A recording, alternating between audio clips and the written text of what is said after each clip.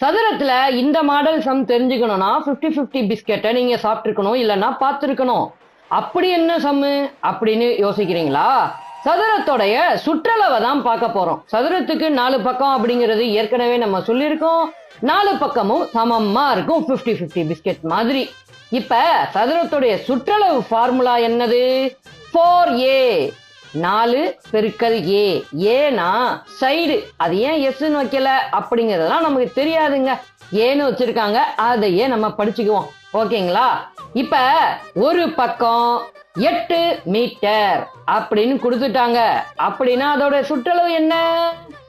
8ஐயும் 4ஐயும் பெருக்கிட வேண்டியதான். பெருக்குனா எத்தனை? ஆன்சர் வந்துருச்சா? 32. கரெக்டுங்க.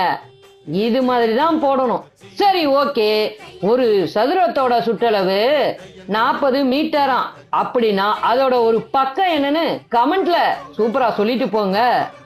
இதே மாதிரி எளிமையான கணக்குகளா இருந்தாலும் சரி, கடினமான கணக்குகளா இருந்தாலும் சரி, பென் பேப்பர் எதுவுமே இல்லாம நீங்க போடணும் அப்படின்னு நினைச்சீங்கன்னா நம்ம சேனலை சப்ஸ்கிரைப் பண்ணி சப்போர்ட் பண்ணுங்க. உங்களோட கருத்துக்கள், டவுட்ஸை கமெண்ட்ல சொல்லுங்க. உங்களோட ஃப்ரெண்ட்ஸ் அண்ட் ஃபேமிலிக்கு ஷேர் பண்ணுங்க, லைக் பண்ணிக்கங்க. இன்னொரு வீடியோல உங்களை வந்து சந்திக்கிறேங்க. பாய்.